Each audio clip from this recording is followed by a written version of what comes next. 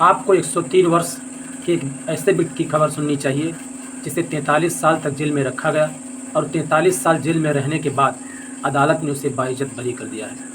जब उसकी उम्र 103 वर्ष हो चुकी है, इस खबर में यह सवाल भी आएगा कि उसके साथ अन्याय हुआ है या न्याय।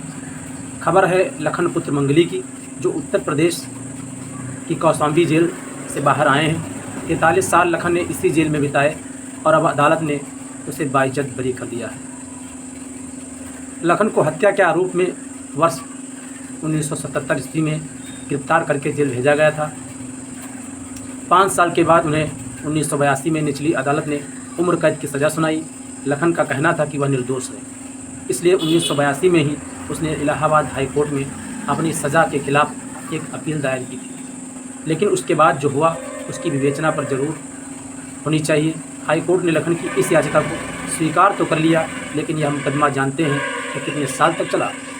43 वर्ष तक यह मुकदमा चला और इन 43 सालों में लखन जेल में ही बंद रहा। अंततः इलाहाबाद हाई कोर्ट ने 2 मई 2025 को उन्हें बाइज्जत बरी किए जाने का आदेश दिया और लखन को रिहा किया गया। 103 वर्ष की उम्र में यह बुजुर्ग अब इस अवस्था में जाकर रिहा हुए हैं।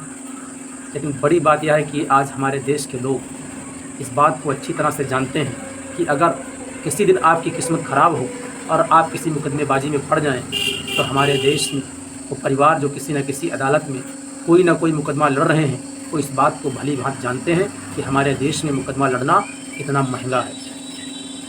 इसके लिए आपके पास कितना पैसा होना चाहिए और दूसरी बात, आपके पास इंतज़ार करने के लिए धैर्य होना भी बहुत ज़रूरी है। आपकी आधी ज़िंदगी, क्या पूरी ज़िंदगी भी एक मुकदमे में लग सकती है?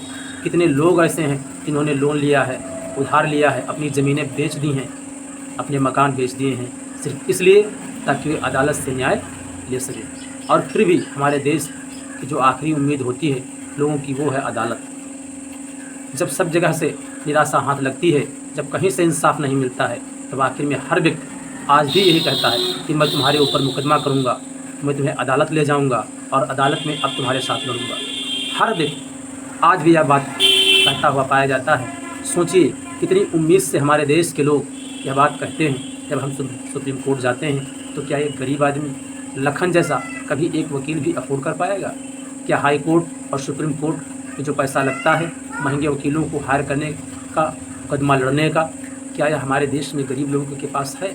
इसलिए आज हमारे देश में जो लोग न्याय और व्यवस्था को चला रहे हैं, उन्हें यह भी सोचना होगा कि हमारे देश में इंसाफ कितना महंगा हो चुका है और यह इंसाफ पाने के लिए पैसा चाहिए। और हमारे देश की गरीब जनता इसलिए बिना इंसाफ के कई बार ऐसे ही इंतज़ार करती है जैसे लखन ने किया।